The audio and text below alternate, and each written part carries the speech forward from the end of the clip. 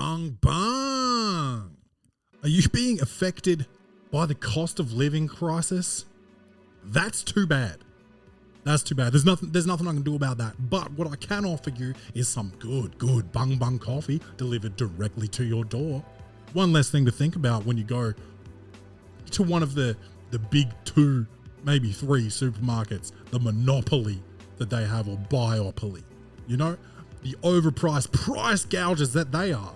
You know, why would you want to buy your premium coffee beans from them when you can go to bungbungcoffee.com and get some premium South American blend, baby? And it might even get your brain moving at the speed it needs to move at, so you can think your way out of that cost of living crisis. Wow, what a bonus. I've got another bonus for you. Enter promo code Poddy, that's PODDY, at the checkout, and you'll get 15% off all orders, no matter how big or small. 15% at a time like this. That is a lottery win. So go to bungbungcoffee.com to get that great South American goodness, that think juice, that think tank, fix you right up, get you right out of this, I don't know, recession or whatever the hell it is that we're in. bungbungcoffee.com.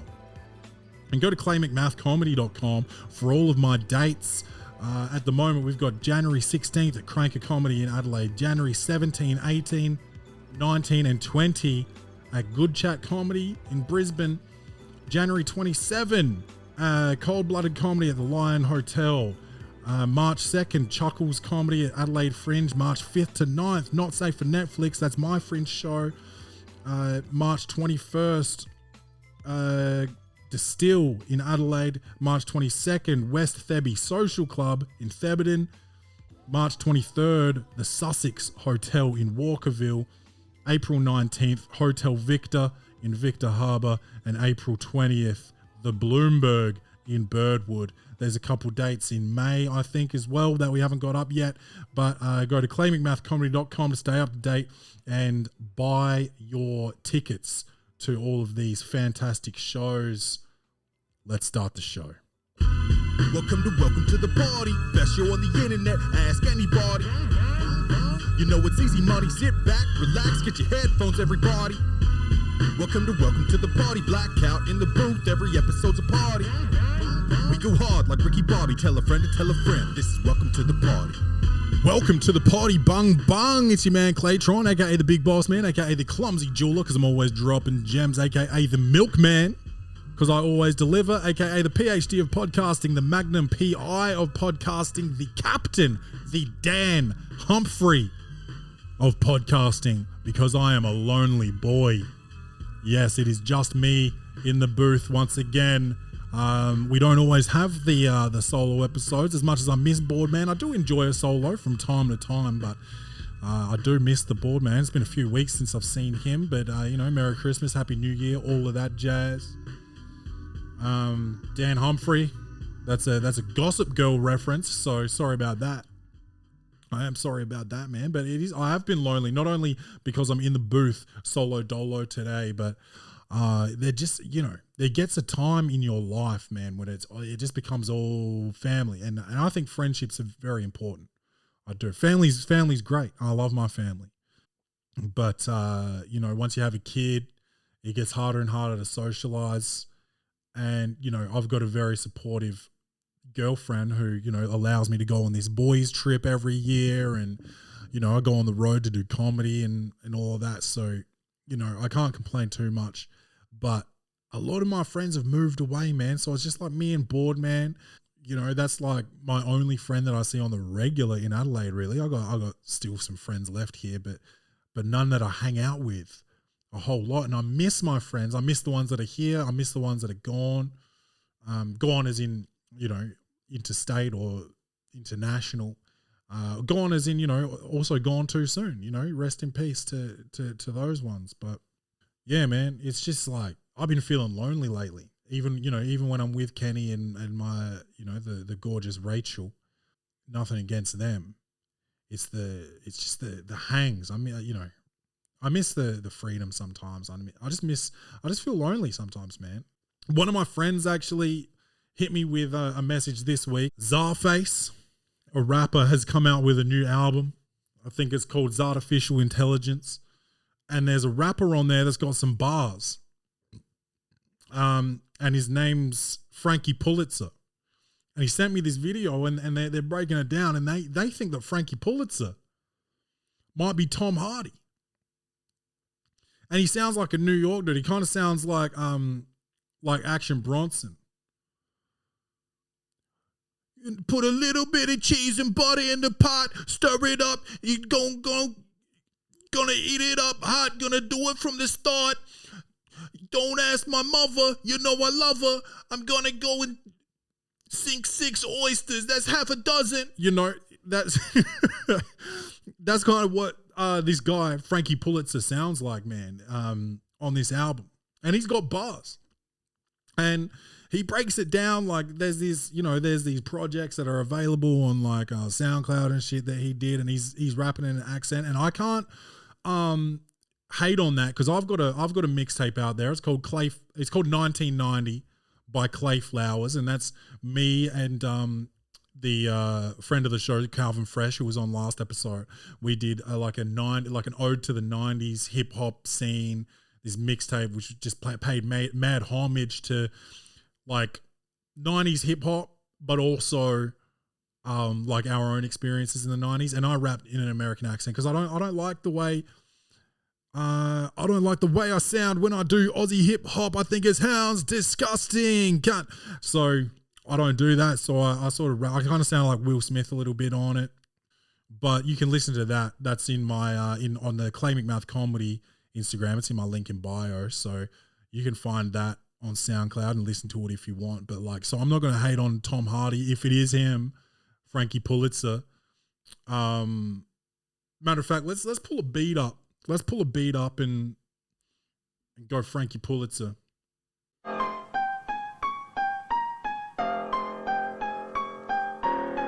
Frankie Pulitzer, you know where the bullets are. Let's go. Hey, I may be from London, but I'm on that New York shit. Fuck with me, you're gonna get caught quick. Went out last week, saw your girl, she was looking mad gorgeous. She came back to my place, we drove in separate cars. Because we drove there in separate cars, we got 2 different Ubers. But I told her that I was gonna foobar. Fuck her up beyond recognition, because she drove in a bad transmission. But then when we got to my place, I pulled out the skillet and we was gonna cook together. And when she saw that, I was wearing that leather. I had the Gucci on my hip, had that motherfucking Yves Saint Laurent on my dick. Yeah, I wear designer condoms. Where's Alright, got it. That's Frankie Pulitzer, man. It's wild. I wonder if it is him. I hope it is, but that's my Frankie Pulitzer freestyle. Anyway, we got a real quick movie review today. Let's see how we go. Comedy, action, or horror. Will this movie win an Oscar? Set design, directing, acting, lighting, or costumes? This segment is Clay's Reviews.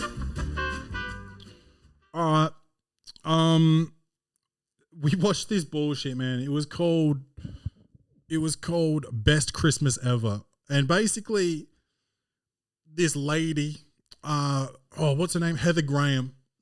She played a mother, a wife, and she had a friend who does like a Christmas newsletter, and she saw all this stuff in it and she thought it was mad fake. And she's,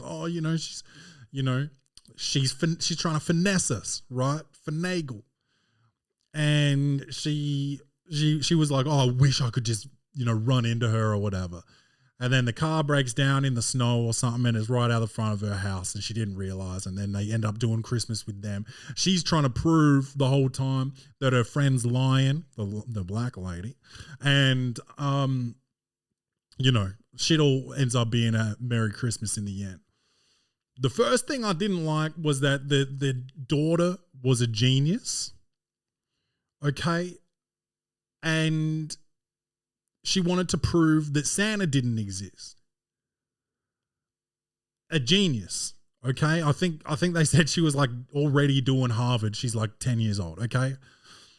And then she's trying to prove that Santa doesn't exist, and then she doesn't prove it. So she believes in Santa at the end of the movie. This genius kid. And I get Christmas spirit, but is she a genius or not? Because that's not hard to prove.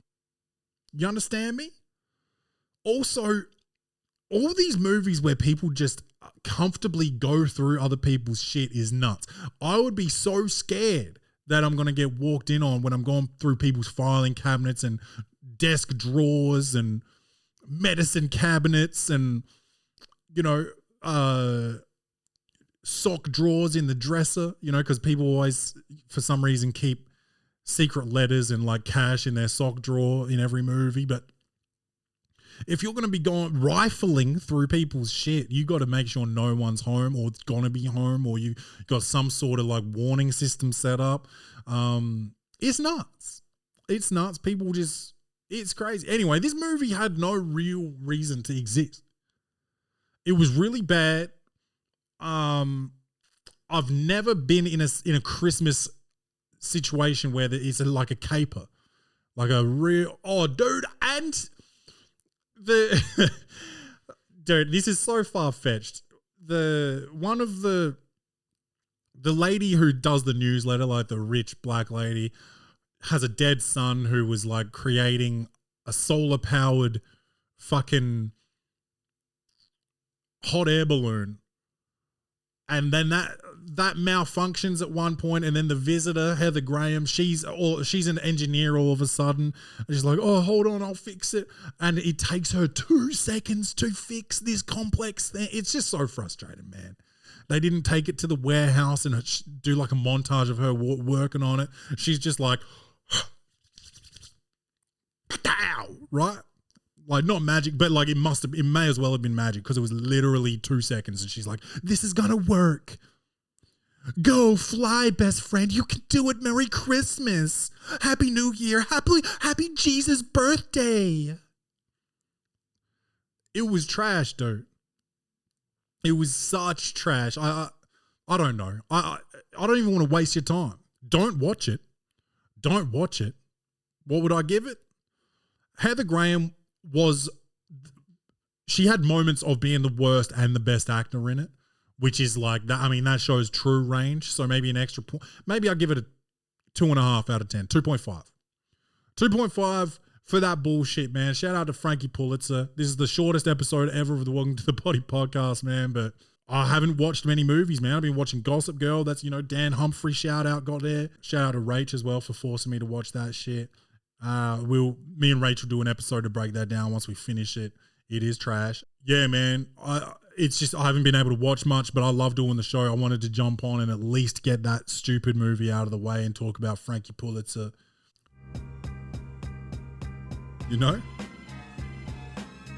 Chanel engraved on the bullet casing. And I feel amazing. Fuck. I don't know what I'm doing, man. I'm tired as fuck. This is the worst episode ever. I'll probably edit this down to 10 minutes. I love you guys. Tell a friend, man, about the Welcome to the Poddy podcast. Don't tell them to listen to this episode, though. I love you guys. Don't forget to love yourselves. And as always,